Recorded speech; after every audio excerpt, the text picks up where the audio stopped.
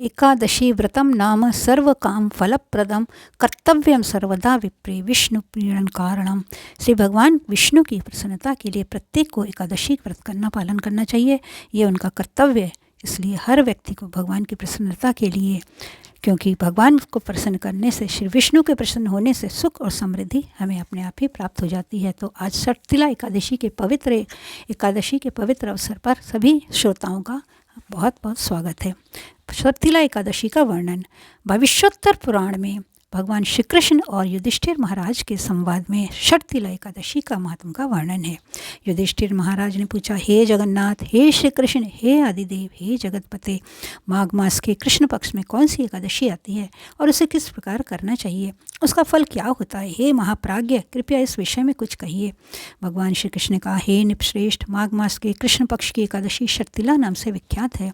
सब पापों को हरण करने वाली एकादशी की कथा मुनिश्रेष्ठ पुलस्त ने दालभ को कही थी।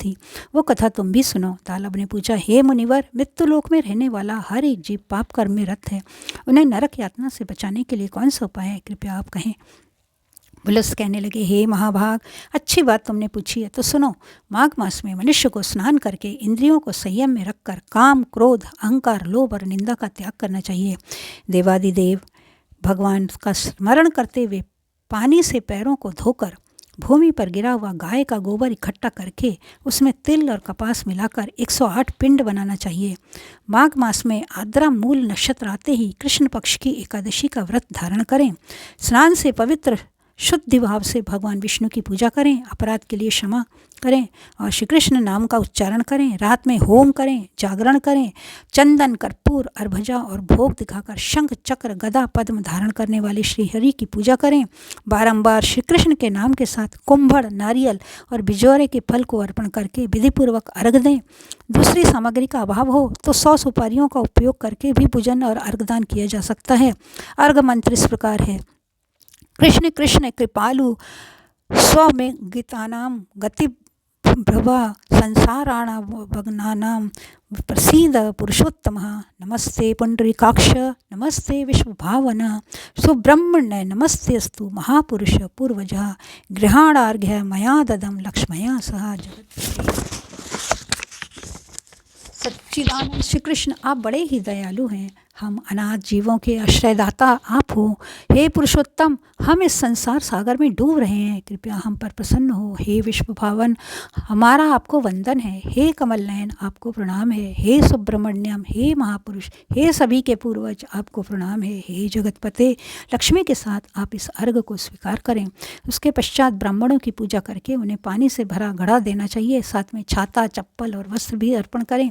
इस दान द्वारा भगवान श्री कृष्ण प्रसन्न हो, ये कहते हुए दान करना चाहिए।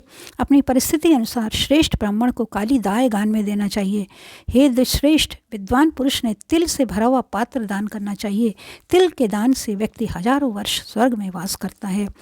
तिलस्नानई तिलोत्थमा तिलो होमी तिलोदखी तिलदाता च भुक्ता षटतिला पापनाशिनी। तिल से स्नान करना, तिल का उपटन लगाना, तिल का हवन करना, तिल डाला हुआ जल पीना, तिल दान करना, तिल का भोजन में उपयोग करना, इस प्रकार 6 कार्यों में तिल का उपयोग करने से इसे षटतिला एकादशी माना जाता है, जो पाप हारिणी है। एक बार षटतिला एकादशी की महिमा सुनने देवर्षि नारद भगवान श्री कृष्ण के पास आए। भगवान श्री कृष्ण ने कहा, एक ब्राह्मण स्त्री थी। ब्रह्मचर्य का पालन करते हुए वो भगवान की आराधना करती थी। अनेक प्रकार की तपस्याओं के कारण वो बहुत दुर्बल हो गई थी। उसने बहुत दान किए, किंतु उसने ब्राह्मण और देवताओं को अन्नदान नहीं किया था। अनेक प्रकार के व्रत और तपस्या करने से वह शुद्ध हो गई थी, परंतु भूखे लोगों को कभी अन्नदान नहीं किया था। हे ब्राह्मण, उसकी परीक्षा लेने में ब्राह्मण के रूप में उस साध्वी के घर जाकर मैंने भिक्षा मांगी। तब उस ब्राह्मणी ने पूछा, हे ब्राह्मण, सत्य कहें कि आप कहाँ से आए हैं। मैंने सुनकर अनजान बनते हुए उसे उत्तर नहीं दिया। उसने क्रोध में भिक्षा पात्र में मिट्टी डाली। उसके बाद मैं अपने धाम लौट आया। अपनी तपस्या के प्रभाव से ब्राह्मणी मेरे धाम वापस आई। उसे संपत्तिहीन, सुवर्णहीन, धान्यहीन सिर्फ एक सुंदर महल मिला। उस महल में कुछ न पाकर वो अस्वस्थ और क्रोधित होकर मेरे पास पूछने आई, हे जनार्दन, सब व्रत और तपस्या करके मैंने श्री विष्णु की आराधना की, परंतु मुझे धन धान प्राप्त क्यों नहीं हुआ। मैंने कहा, हे साध्वी, तुम भौतिक विश्व से यहाँ आई हो, अब तुम अपने घर लौट जाओ। तुम्हें देखने देवताओं की पत्नी आएंगी। उन्हें शर्तिला एकादशी की महिमा पूछकर पूरा सुनने के बाद ही दरवाज़ा खोलना, अन्यथा नहीं। ये सुनकर ब्राह्मणी घर वापस आई। एक बार ब्राह्मणी दरवाज़ा बंद करके अंदर बैठी थी, तब देव पत्नियाँ वहाँ पर आकर कहने लगी, हे सुंदरी, हे ब्राह्मणी, हम तुम्हारे दर्शन करने आए हैं, कृपया दरवाज़ा खोलें।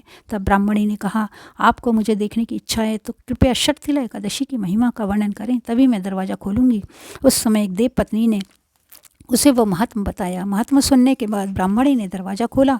देव पत्नियाँ उनके दर्शन से बहुत प्रसन्न हुई। देव पत्नियों के कहे अनुसार ब्राह्मणी ने शर्तिला एकादशी का व्रत किया, जिसके प्रभाव से उसे धन धान तेज सौंदर्य प्राप्त हुआ।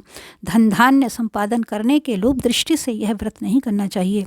इस व्रत के पालन से अपने आप गरीबी दुर्भाग्य नष्ट हो जाता है। जो कोई भी स्थिति को तिल दान करेगा वो सब पापों से मुक्ति हो जाएगा। ओम नमो नारायणाय।